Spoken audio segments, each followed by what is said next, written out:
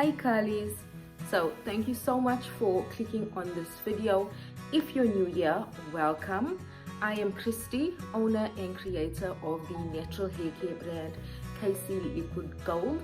You can find us on the following socials, but I will link them in the description box below.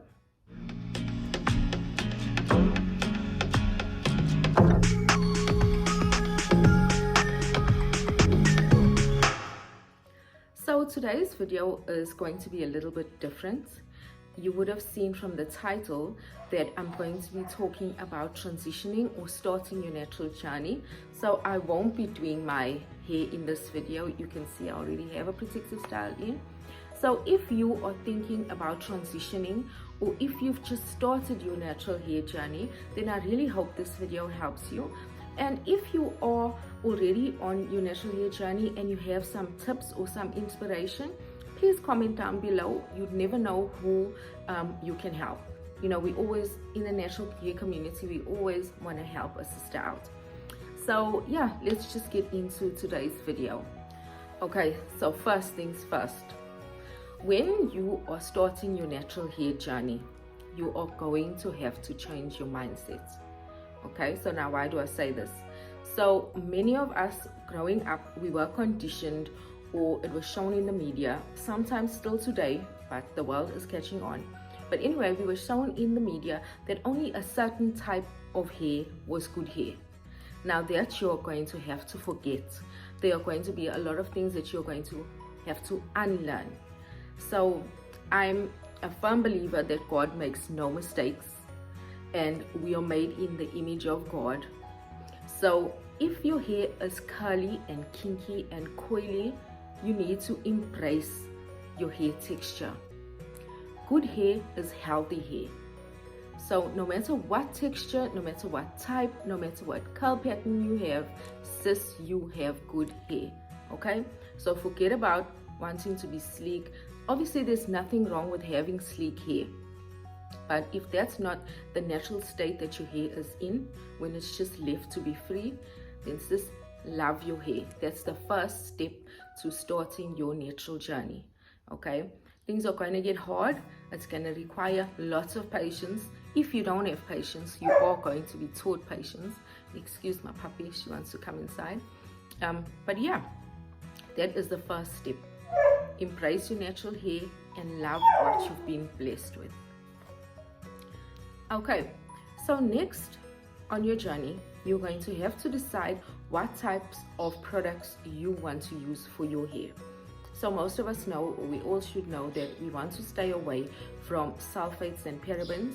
We know that these two are the main causes of problems with our hair, causing dryness and brittleness. But another thing that you're going to have to decide is whether you want to be using clean hair care products. Now, I say clean hair care products, and you must remember that just because a product is for natural hair, it doesn't necessarily mean that the product is natural. So you get products that are made for natural hair. They don't contain parabens and sulfates, but they could contain other ingredients that could be harmful to your hair and your body in the long run.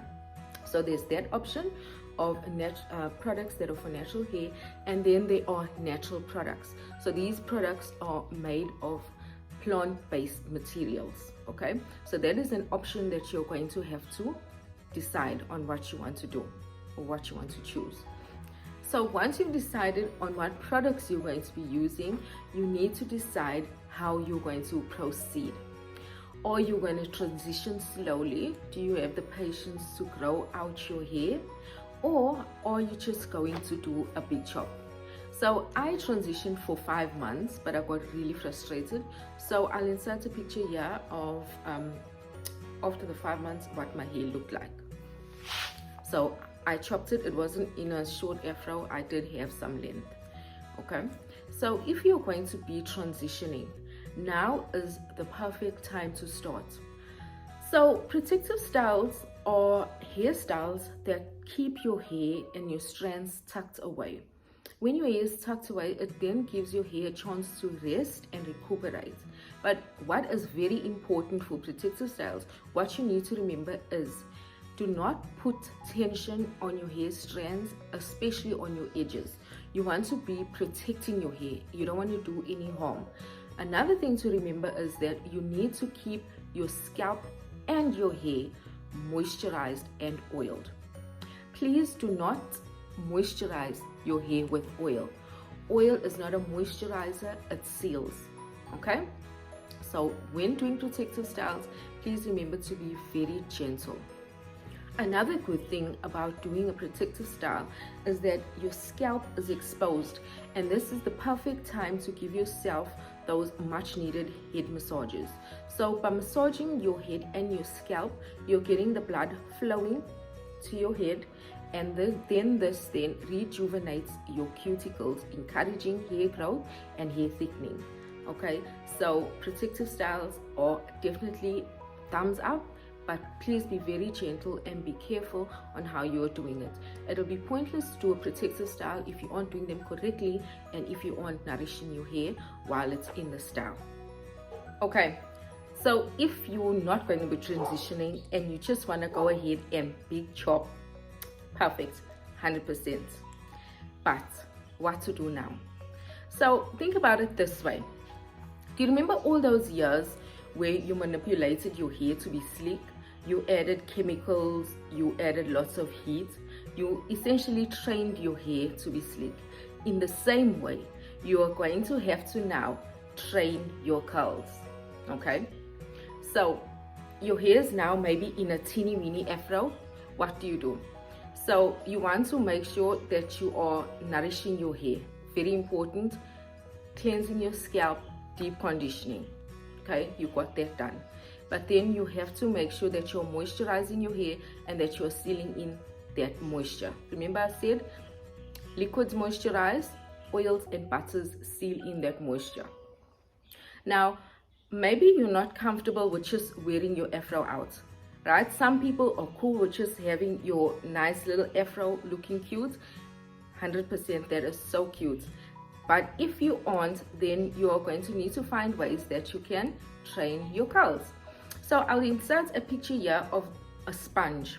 This sponge, not the sponge that you wash your dishes with, okay? So it's a sponge and it has little holes in it. So you would apply your products using the LOC method or the LCO method. So these methods are where you use liquid, oil, cream or custard to style your hair, or you can either use liquid, then the cream or custard, or the oil. Both are perfect. Okay, if you're not sure, check the description box. I will leave details on how to do this. So you're going to apply your products. This is now for your tiny afro that you want to train your curls on.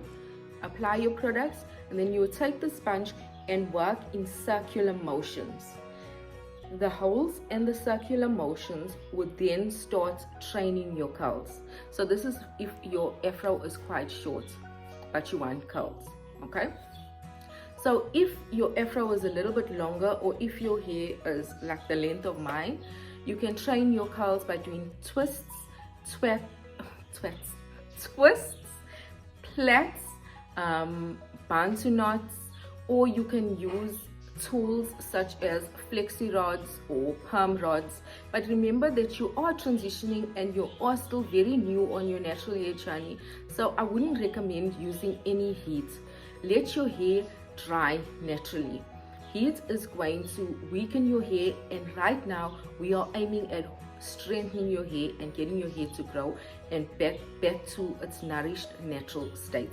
So I didn't use heat when I first started my natural journey for the first 2 years. I'm now going into, I think, my 5th year, and I only use heat once a year. Okay, so you want to be very, very careful with the amount of heat that you use. Now, not all heat is bad. When you are deep conditioning, you want to add your deep conditioner and then put a deep conditioning cap. It's not necessary. If you have it, perfect. If you don't, use a shower cap, use a plastic bag. You can sit in the sun for heat, or you can use just a little bit heat from a blow dryer. So what the heat does is that it opens up your follicles, allowing the nutrients from the deep conditioner to be absorbed into your hair. So in that case, a little heat is good, but for styling, please stay away from heat. So I think for the first part we are done, and this will bring us to the end of our video. If I left out anything, please comment down below, or if you have any questions, feel free to ask. You can leave it in the comment section, or you can DM me on my socials, and I'll be happy to chat with you. So I hope that this video was informative for you guys and that you've learned something. If you'd like to see more of these, please go ahead and subscribe, ring the bell so that you're notified when I post videos, and yeah, leave a thumbs up. So thank you so much, you guys. I really wish you all the best for your transitioning journey, your natural hair care journey, and remember, you are beautiful and you're made in the image of God, so you are perfect just the way you are. Bye, you guys. Have a good one.